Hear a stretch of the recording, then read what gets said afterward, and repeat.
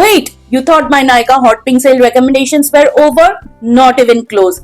Part 2 is here, and this time I have even more makeup picks from the best drugstore finds to high-end products that are actually worth your money. Plus, I will be sharing some makeup brushes that genuinely makes a difference if you want a flawless finish. And if you haven't watched part 1 yet, then pause this video right now, go watch it first if you love affordable makeup products that are actually worth buying. So without any further delay, let's get straight into the video. So first in the category is primer, and these are the primer I reach out to when I want my makeup to look flawless and expensive. The first one is Bobbi Brown Vitamin Enriched Face Base. This is a moisturizing primer and it smoothens out my skin. Whenever I have applied any base product, it just went on like butter without any patchiness or streakiness. This can be used for all skin types, but for oily skin it will be little too heavy. For my dry skin, I absolutely love the texture of this primer. Next one is the OG Milk Hydro Grip Gel Primer, and I know many affordable drugstore brand has copied this, but this is the OG formula that I absolutely love.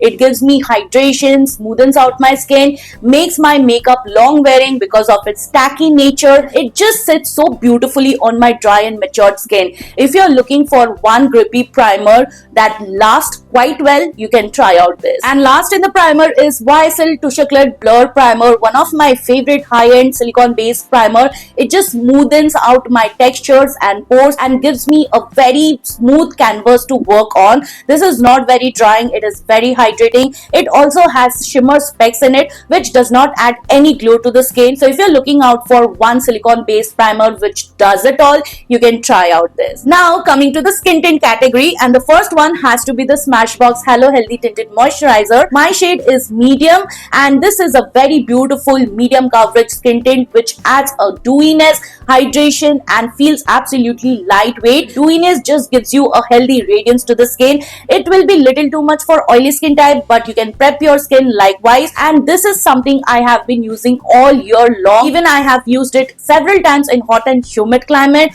and this stays beautifully. It's very long wearing, does not budge, does not crack, does not melt off. Next one in skin tint is my absolute favorite, and it is Milk Hydro Grip Gel Tint. My shade is 8, and if you're planning to purchase this, please be mindful this oxidizes 1 to 1.5 shade deeper. This gives you a beautiful light to medium coverage, evens and smoothens out your skin. Because of its unique gel formulation, it gives you a very beautiful healthy glass-like radiance, and also it is absolutely budge proof, does not crack, does not settle in any of the smile lines or crease lines, and it is hell long wearing. I did a wear test on this and I was amazed to see the results. I have also compared these two. If you are interested, you can check my channel. And the last one is Kylie Cosmetics Skin Blurring Skin Tint. I'm in the shade 6.5 WN. This has a beautiful warm neutral with slightest olive undertone, and this, oh my god, gives you a perfect blurry soft matte kind of finish. If you're oily skin type looking out for a perfect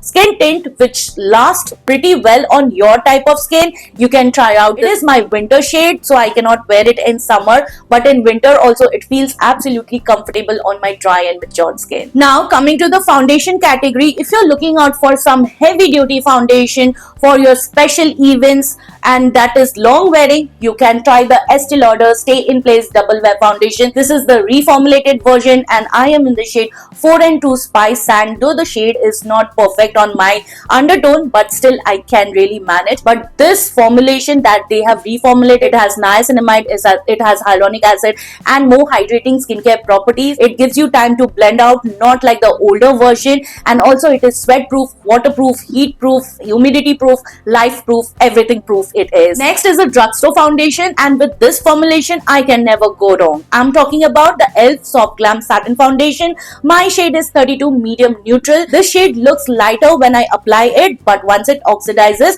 it gets to my skin tone color. Now this is the formulation which I absolutely love because it sits properly on my dry and matured skin, and it smoothens out my skin and gives me a very healthy soft satin glow. It is perfect for everyday wear. You can never go wrong with this formulation, you guys. And the last one in foundation is Benefit Professional Foundation. My shade is 22N 10.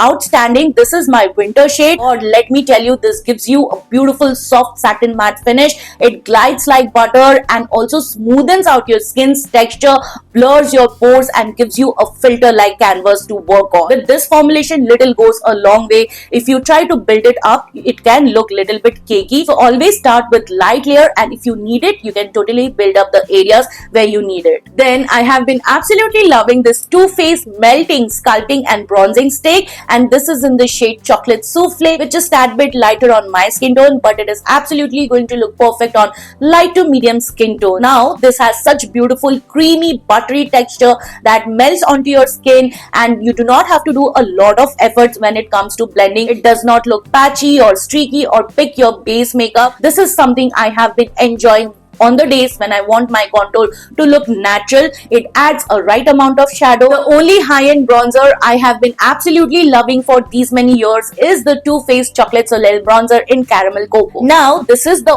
only bronzer tone that works beautifully on my skin tone. It does not turn orange whatsoever. It gives a soft matte kind of finish, very pigmented, so dust off the excess and then apply it on the outer perimeters of the face. I have never gone wrong with this formulation. It looks stunning on my medium tan skin tone. Talking about powders, these are the only 3 powders I have been using religiously. So first one, I would like to talk about the Huda Beauty Easy Bake Loose Powder in Peach Pie, and this is something my skin have been absolutely loving. I have a dry, matured skin, but whenever I tried this powder, it never emphasized any of my textures or dryness. It just gave me a very airbrush looking skin and gave me a smoothened out skin. I have absolutely been loving this mini size because it has lasted for me a good 6 months and it is still going strong. The next is Morphe Bacon Set in Brightening Pink. This is the powder I use on the days when I want a very brightened under eye. It does not add any pinky tones to your skin.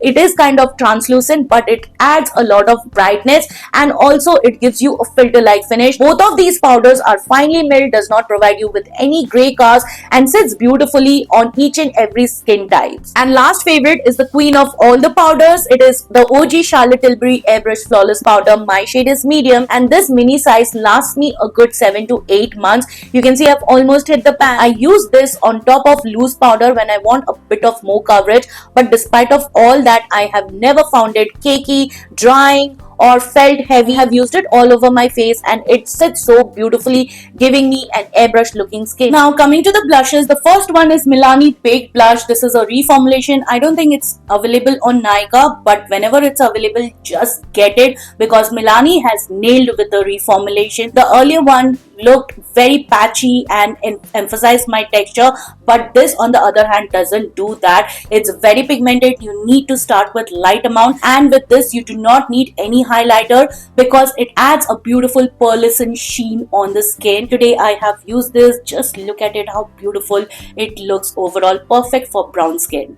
Oh, the shade is Ciao Bella, by the way. And the last in the blush is Urban Decay Hydromaniac Blush in the shade Unhinged. When you squeeze out the product, it looks very intimidating, very, pigmented. But once you apply it on the skin, it shears so well, giving you a very beautiful, juicy, glass-like radiance. It does not contain any shimmer particles. It is a straight-up dewy blush, and it does not pick your foundation whatsoever because of its unique gel texture. Get it when it is on 60% off because I got it for 1280, which is a steal deal. Now, if you're bored with that old school glittery, shimmery highlighter that look patchy, emphasizes your texture, I have a very good option for you. It is Roman Veil Highlighter, and this is in the shade Sunkissed Veil. I have newly purchased this, used this today, and I was blown away with the formulation because it does not add too much of pigment. On the other hand, gives you a beautiful glass skin like glow, and it does not look shimmery or glittery at all. Just melts onto your skin. You can build up from a natural to an extremely blinding highlighted look. Now we have reached to the end of this video, and as I promised, I'm going to recommend some good makeup brushes. First is PAC S03 foundation brush. It has this angled shape which I absolutely love. Blends your foundation beautifully without leaving any brush strokes. I have washed it n number of times. I never notice any kind of shading or losing its shape. I know it's pricey, pricey, but if you invest in good makeup brushes, your end makeup is going to look flawless. Next one is an affordable favorite, and it's Mars Artist Arsenal brush. This is the foundation brush which has this flat top edge. The foundation blends like a dream without leaving any brush strokes, and the bristles are extremely soft, not pokey. So if you're looking out for something very affordable, you can try out this. Next is Pro Arte PF66. This is a contour brush, but I love to use this as a foundation brush. I use this especially for a light coverage foundation and skin tints, and it retains the coverage without leaving any kind of brush strokes. I use as my foundation brush, as my blush brush, as my bronzer brush, as my contour brush. It is a multi-purpose brush, by the way. Next is another favorite brush of mine is the Mars Artist Arsenal Concealer Buffing Brush. I have got so many concealer brushes right from high-end to drugstore, but this is the one I always reach out to just because of the shape and how beautifully it blends my concealer. Plus, it gets to every nooks and corners of my face, and it retains the coverage because it has a little bit of dense bristles. And the last one is again from PAC. It is their S04 blush brush. Absolutely love the shape and how soft it feels on the skin. It works with every formulation, be it creams, liquids or powders, and just because the shape is so beautiful, it focuses on the right point without spreading the product a lot. And with this brush, I have never noticed it picking my base makeup or turning patchy or streaky in any ways, and this one brush is going to work in multiple ways. That's a wrap on part 2. I hope I made your Nykaa Hot Pink sale shopping a lot easier, but before you hit that checkout button, make sure you didn't miss any of these recommendations, because remember I told you not to shop the sale just yet. So see you in my next one.